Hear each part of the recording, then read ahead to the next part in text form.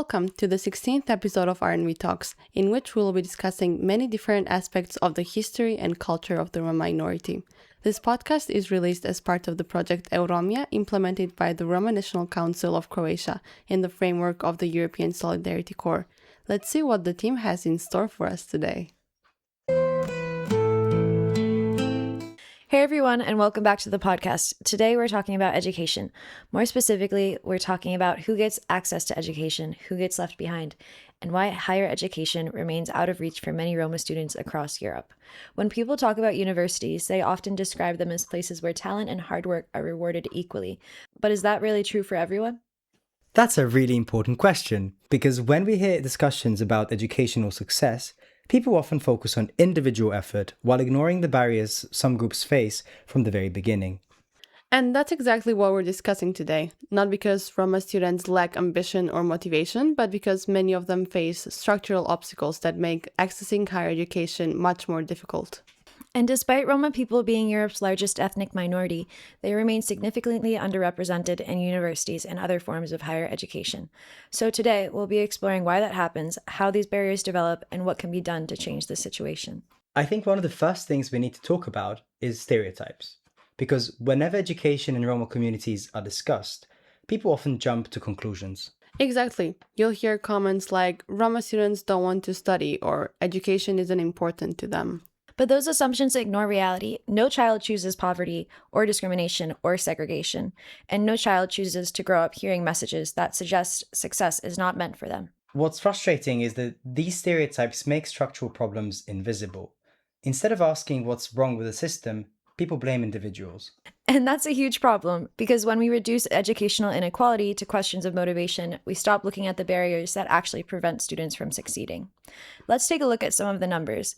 Research conducted across 19 countries in Central, Eastern, and Southeastern Europe shows that higher education remains largely inaccessible for many Roma students.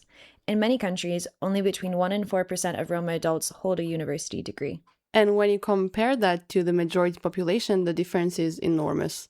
Exactly. Among majority populations, university graduation rates are often around 30%. That means the gap is not small, it's massive. And yet people often explain this gap by saying Roma students simply aren't interested in education. Which completely ignores the conditions many students experience throughout their educational journey. The problem isn't a lack of motivation, the problem is unequal opportunity. One of the most important points in this discussion is that educational inequality doesn't begin when students apply to university. It begins much earlier. And sometimes before children even start primary school. Exactly. And research has shown that many Roma children lack access to early childhood education and care services. In fact, studies have found that 6 out of 10 Roma children under the age of 3 do not have nearby access to these services. And that's significant because early childhood is one of the most important stages of development. Absolutely. And the first years of life play a huge role in cognitive, emotional, and social development.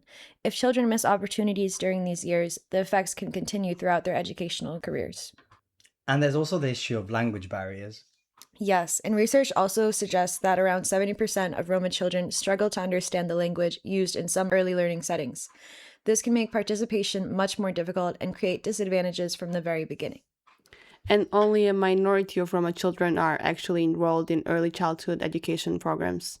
Yeah, and across Europe, participation rates remain significantly lower than those of the majority population, and that creates a domino effect that can influence educational outcomes for years to come.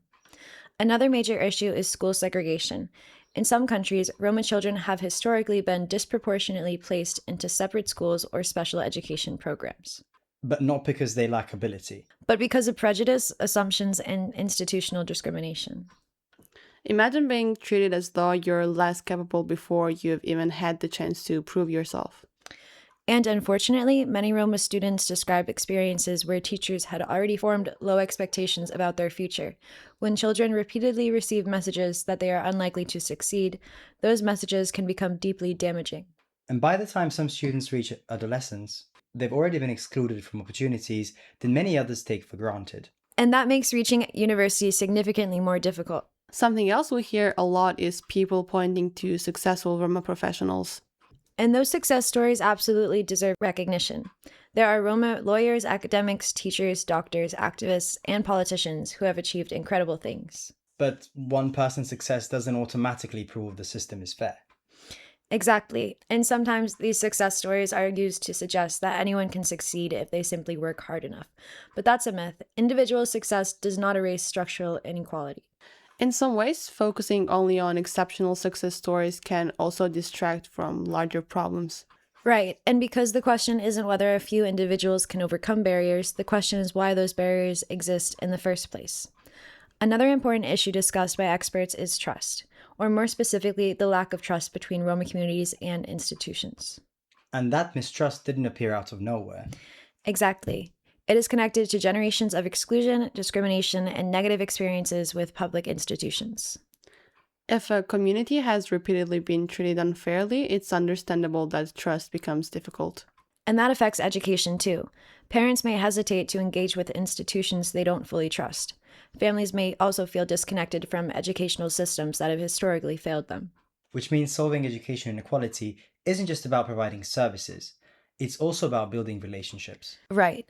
And experts repeatedly emphasize the importance of involving Roma parents, mediators, educators, and community members directly in educational initiatives. One interesting point raised by several experts is that representation matters. Absolutely. And when Roma families see Roma teachers, mediators, coordinators, or educational professionals, it can help create trust and stronger communication. People often feel more comfortable engaging with systems when they see themselves reflected within them. Exactly. And representation can help break down barriers while creating stronger connections between institutions and communities.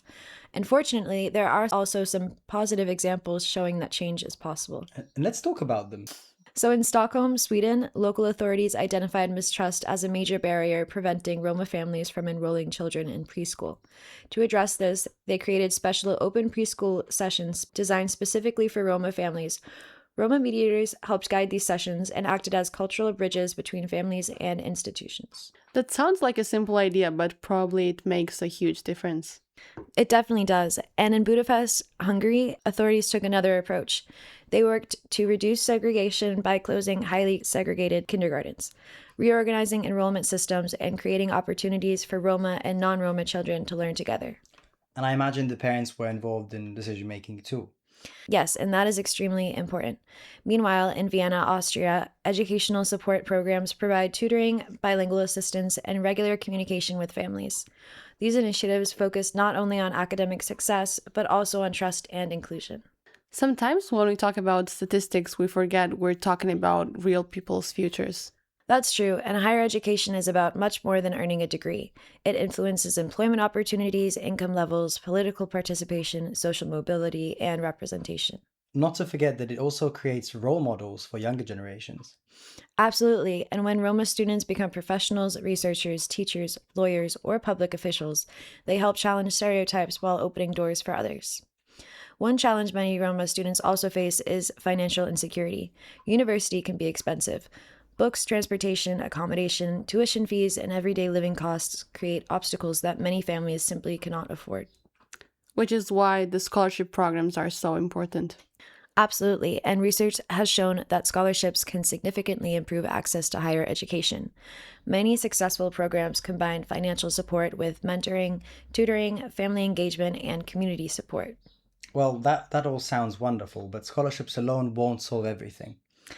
That is very true, because financial assistance is necessary, but lasting change requires addressing deeper structural inequalities too. One of the most fascinating parts of this discussion concerns identity. But some people still argue that formal education somehow conflicts with the Roma culture.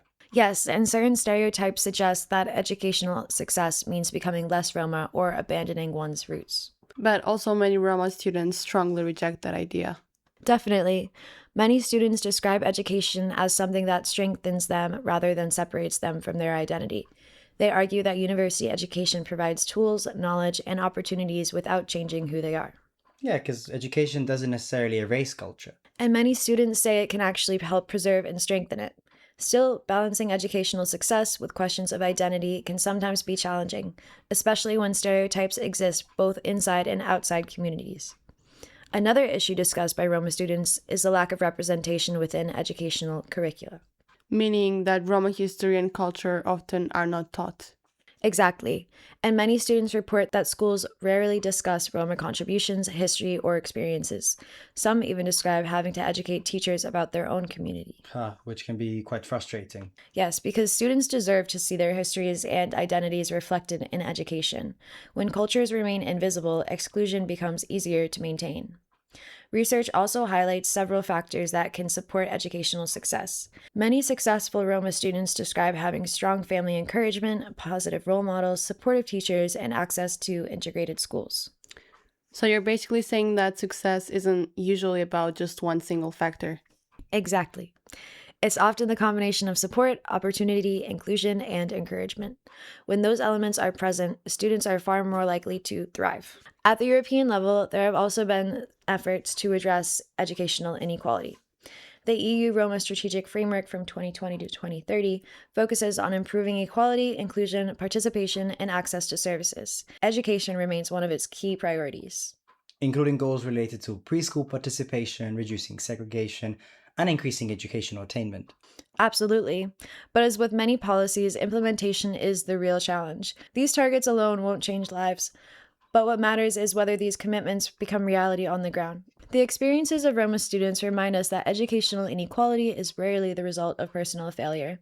More often, it reflects barriers that have existed for generations. Barriers connected to poverty, segregation, discrimination, and unequal access to opportunity. But they also remind us that change is possible. We've seen examples from communities, schools, cities, and organizations that are working hard to create more inclusive educational systems. Education should never depend on ethnicity, income, or stereotypes. Every child deserves the chance to learn, grow, and reach their full potential. The real challenge is creating systems where that opportunity is genuinely available to everyone. Because until that happens, every statistic about Roma exclusion represents more than a number. It represents talent that was overlooked, potential that was limited, and opportunities that were never equally distributed. So thank you for listening to today's episode about Roma students and access to higher education. We hope you enjoyed our discussion, and until next time.